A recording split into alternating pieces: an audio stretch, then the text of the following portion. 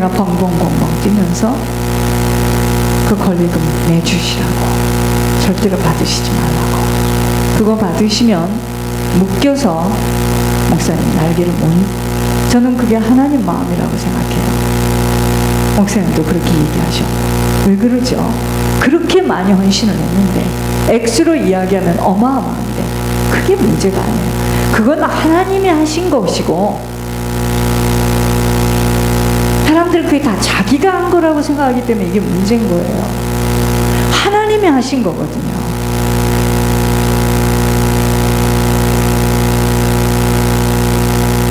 그래서 보여지고 잡혀져 있는 것이 있는 것을 보고 안심을 하는데, 아니에요. 모든 것은 하나님이 하시는 거예요. 내가 한 것이 없는 거예요. 근데 내가 한 것으로 딱 자리 잡고 그 사람을 묶어버리는 겁니다. 좌지우지하는 거예요. 자기 기준에 맞춰서 그 기준대로 안 돼. 그러니까 내가 한 것으로 내가 딱 등에다 등받이를 깔고 한 자락을 까는 거죠. 있을 수 없는 일입니다. 그래서 교회가 전부 다 목회자들이 뭐죠? 그 했던 사람에게 질질 끌려다니는 거예요. 있을 수 없는 일입니다. 다 함께 지옥으로 떨어지는 거죠. 제가 어제 목사님께, 목사님 하모색 꼴납니다, 돌려주시고 제가 이쪽에서 보내겠습니다. 지금 목사님 사역은 그런 사역이 아닙니다. 목사님이 날개를 달고 나르셔야 되니까. 저는 택배 종일 뿐이에요. 우표 붙여가지고 우체통에다 넣는 것처럼 우표 붙이는 역할 뿐이란 말이죠. 저도 만약에 이 길에서 하나님 제 마음을 보고 계세요. 정말 하나님이 하시는 일에 두렵고 떨림으로 심부름하는 그것이 아니다 할 때는 주님 보고 계십니다. 절대로요, 주님이요, 한 칼에 내치지 않으세요. 쭉 보십니다. 쓸 만큼 써요. 싹 돌립니다. 이 일이 얼마나 무서운 길인지 아세요? 그런데 했다는 것 때문에, 내가 이렇게 했기 때문에, 감히 내가 이렇게 했는데, 또 내가 저 사람에게 어떻게 했는데, 이걸 항상 한 자락을 뒤에다 깔고 막 대들고요, 막 따지고요. 저는요, 막 그런 얘기를 들을 때요, 선뜻 하다 못해서 제가 그래서 몸이 이런 거예요. 아, 저게 지금 성도 속에는 귀신이 하는 소리구나. 나에게 그렇게 말하는 하나님의 의도가 뭐예요? 하나님이 그렇게 말씀하시는데 그 하나님의 의도가 뭐죠? 이러고 물을 때요,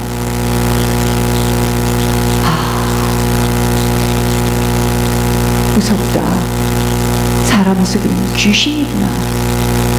내가 지금 귀신들을 데리고 목회를 하고 있었구나. 제가 몸이 왜 이렇게 됐겠어요?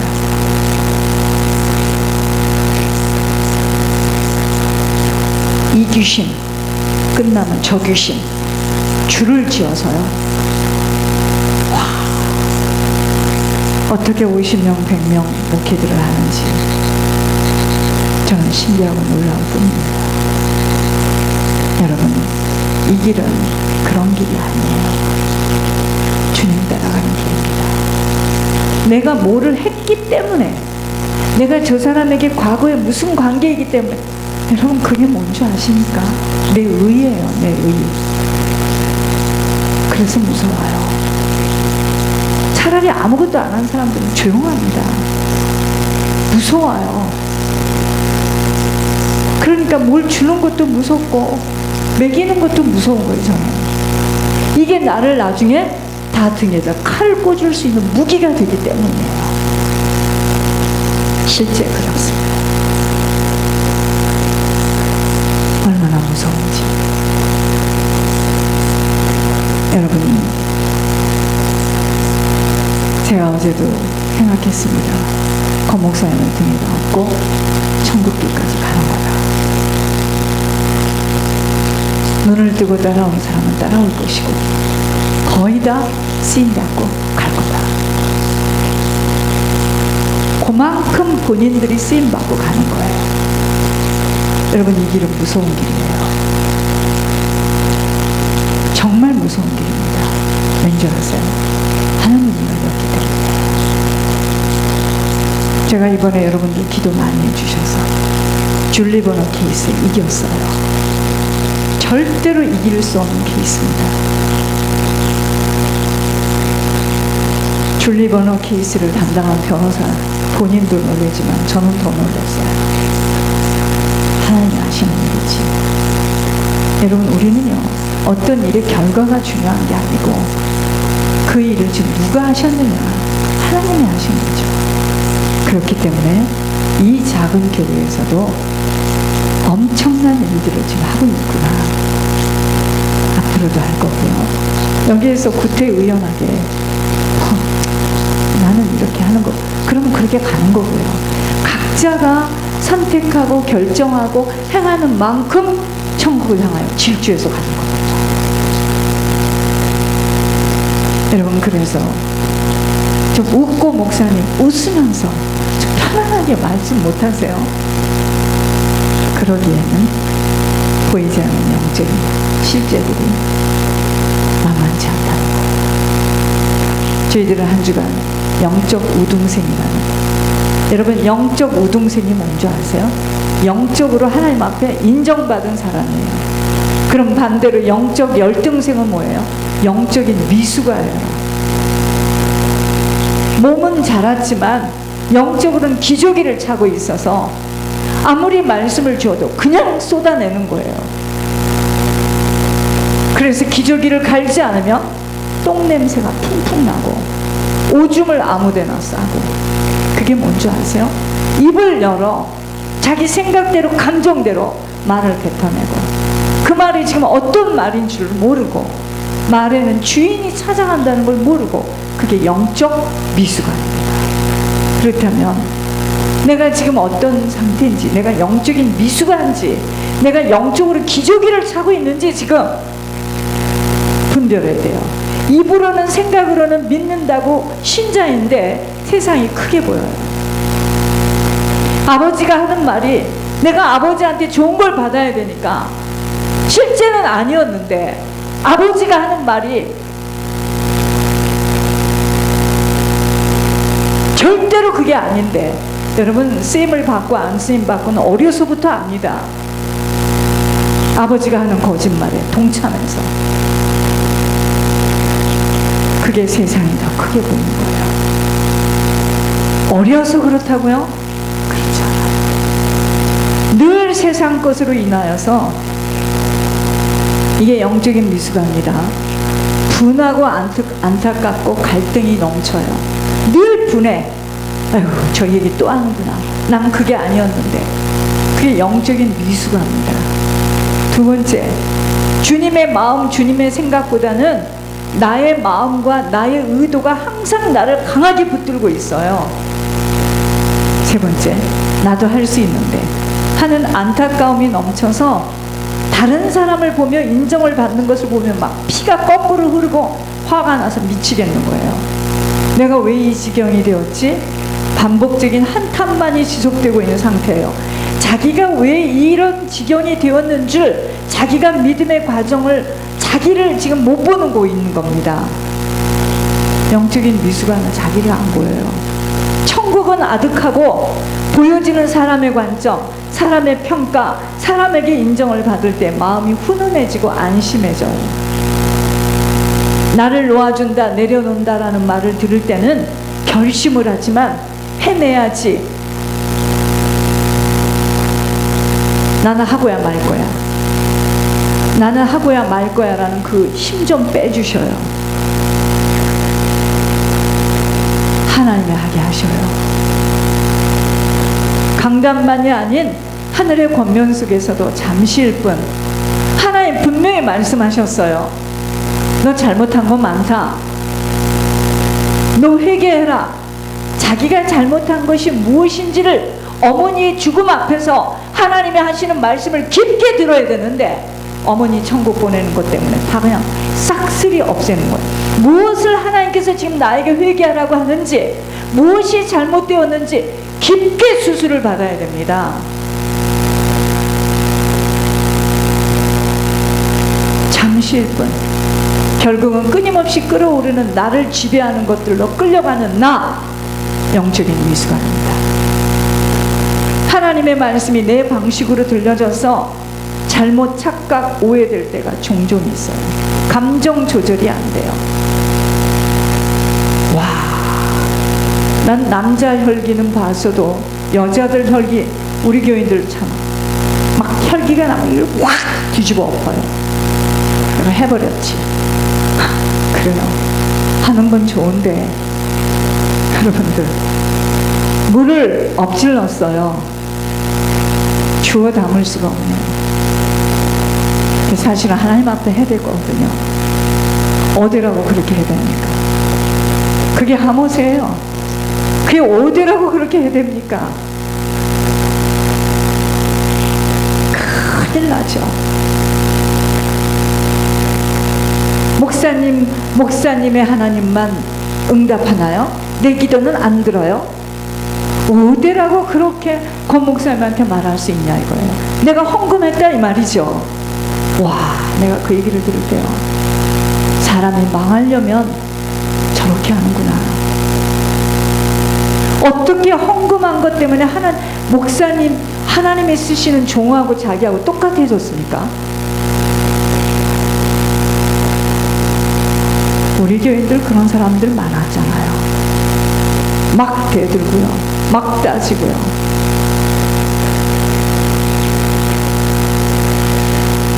본인들이 하나님 앞에 한 거기 때문에 본인들과 하나님과의 결산입니다. 그런데 병주고 약주죠. 해대고 막 먹을 것 갖다 주고 어쩌라는 말이에요 도대체.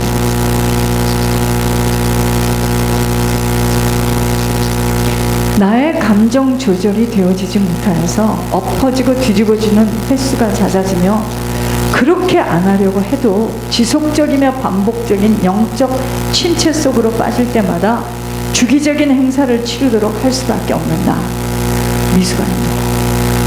세워진 종에게 아무것도 자신의 이야기를 내어놓고 진단받으며 함께 수술받는 일을 두려워하거나 숨어요. 입을 꼭 다물고 얘기를 안 합니다. 나는 아직도 기저귀가 떼어지지 못한 상태임을 자각해야 돼요. 아프면 아프다. 내 동생들이 지금 문제가 왔다. 분명히 왔을 텐데 입을 콕 다물고, 배고프면 배고프다, 힘들면 힘들다라고 표현되어질 때 아버지는 치료해 주시고 메꿔주십니다. 그럼 영적 우등생은 어떤 상태인가? 자신이 얼마나 지옥 갈 자였음이 실제로 분명하게 뚜렷하게 직시되어지고, 십자가의 공로가 피부로 와 닿는 것만이 아닌 내가 정말 지옥 갈 자였는데 내가 건짐을 당했구나, 이 감사 때문에 아버지가 그렇게 난리를 치고 주변에서 난리를 쳐도 갈등하지 않고 넘어가게 되는 거예요. 그게 요셉이에요. 어떤 사람은 환경에서 살아남으려고 아버지 비유 맞추고 누구 비유 맞추고 그런 자가 있고, 우리 형제들을 보니까 땅의 것들이 전혀 눈에 들어오지 않을 만큼 모든 것들을 바라볼 때 하늘 천국을 연상하게 하고 천국만이 소원으로 붙들려요. 여러분 정말 천국이 소원으로 붙들립니까? 그렇다면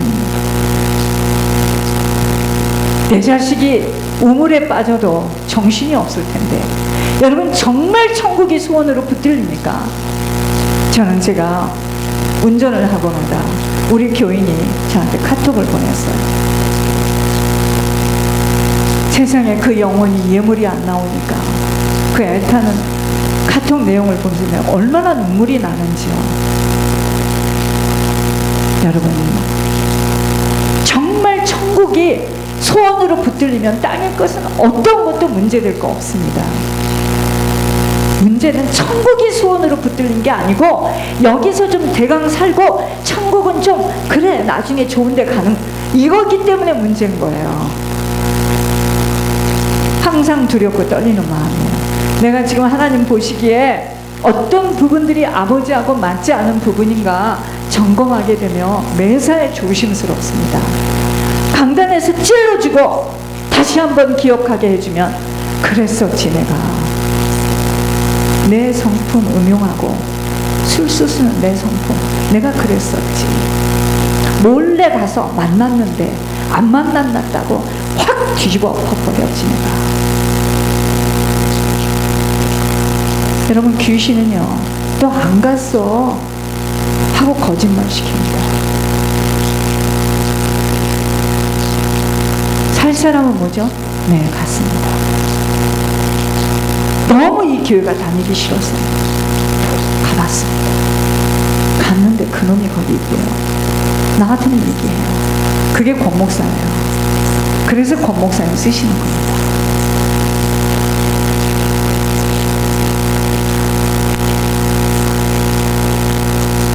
가장 하나님이 싫어하는 사람이 누군 줄 아세요? 목사님 아까 그게 내 말이죠? 그게 무슨 말인지 다시 좀 해보세요. 그 내 말인 것 같은데 무슨 의도로 그런 말을 하셨고요? 그게 무슨 말이에요? 나 안 갔거든요. 이런 사람이 우리 교회는 많아요. 제가 그래서 수도 없이 당했습니다.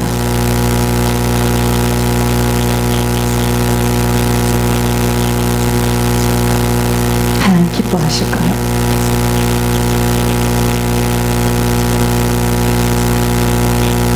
아버지의 간곡한 소원인 세워진 몸된 교회와 맡겨진 종에게 나의 마지막 인생을 모두 투자하고픈 마음에는 다른 것으로 담겨져 있지 않아요. 천국이면 되지 않은가요? 어떤 핍박과 오해와 멸시와 천대와 짓밟힘 그게 무슨 상관이에요? 천국 가면 되지 않아요? 영적 유산이라는 엄청난 영적 실제 앞에 모든 궁금증, 갈등, 오해가 풀려져요. 누구도 이해 못할 거 없고 용서될 자 없어요. 여러분 요셉이 가서 그래 야 네가 그때 나한테 덮치지 않았느냐? 삼자 대면하자 그러던가요?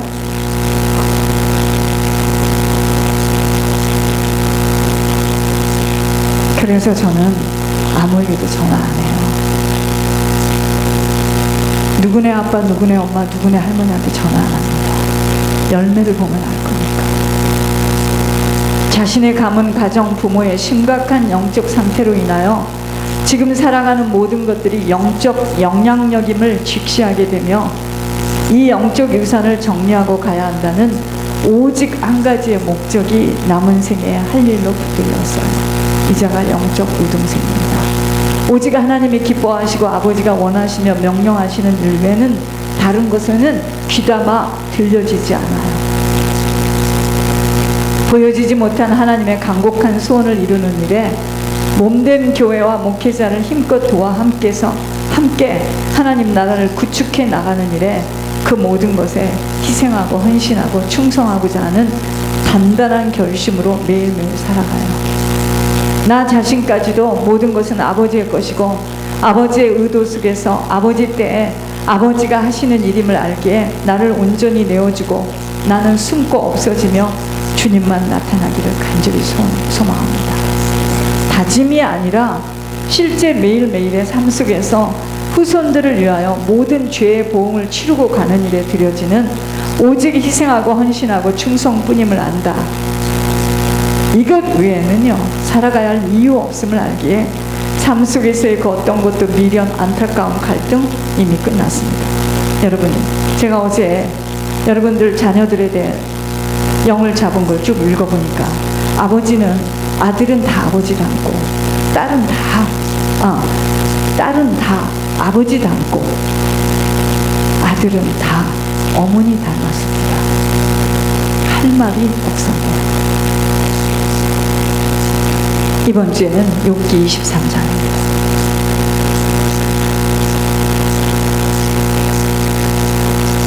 욥기 23장 18절에서 17절이에요. 욥기는 784페이지예요. 그런데 내가 앞으로 가도 그가 아니 계시고 뒤로 가도 보이지 아니하며 그가 왼쪽에서 일하시나 내가 만날 수 없고 그가 오른쪽으로 돌이키시나 배울 수 없구나.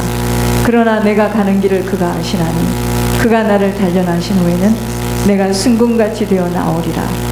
내 발이 그의 걸음을 바로 따랐으며 내가 그의 길을 지켜 치우치지 아니하였고 내가 그의 입술의 명령을 어기지 아니하고 정한 음식보다 그의 입의 말씀을 귀히 여겼도다. 그는 뜻이 일정하시니 누가 능히 돌이키랴. 그의 마음에 하고자 하시는 것이면 그것을 행하시나니 그런즉 내게 작정하신 것을 이루실 것이라. 이런 일이 그에게 많이 있느니라. 그러므로 내가 그 앞에서 떨며 지각을 얻어 그를 두려워하리라. 하나님이 나의 마음을 악하게 하시며 전능자가 나를 두렵게 하셨나니 약하게 하시며 전능자가 나를 두렵게 하셨나니 이는 내가 두려워하는 것이 어둠 때문이나 흑암이 내 얼굴을 가렸기 때문이 아니로다. 이번 주에 하나님 주시는 말씀은 온전하기 위해서 주시는 축복이 있어요. 그게 뭐냐 이거예요. 나를 온전하게 만들기 위해서 주시는 축복. 여러분 신앙생활을 반쪽만 하게 될 때는 하나님은 사랑의 하나님이에요. 좋으신 하나님. 내 뜻대로 이루어주시는 하나님으로들 오해합니다. 자, 신앙이 반쪽이 되면 지금 사단이가 주는 것도 하나님이 응답했다라고 착각합니다. 그러나 하나님은 사랑의 하나님만이 아닌 공의의 하나님으로 무엇이든 뿌린 대로 거두게 하시는 하나님이셨습니다. 이 교회에 오셔서 여러분들이 몇 년 동안 어떻게 뿌렸는지 본인들이 한번 생각해 보셔야 됩니다. 가문과 부모가 뿌린 것들을 다 거둬야 하는 영적 유산을 모르도록 만드는 것이 바로 종교의 틀 속에 가둬놓은 것이에요. 예수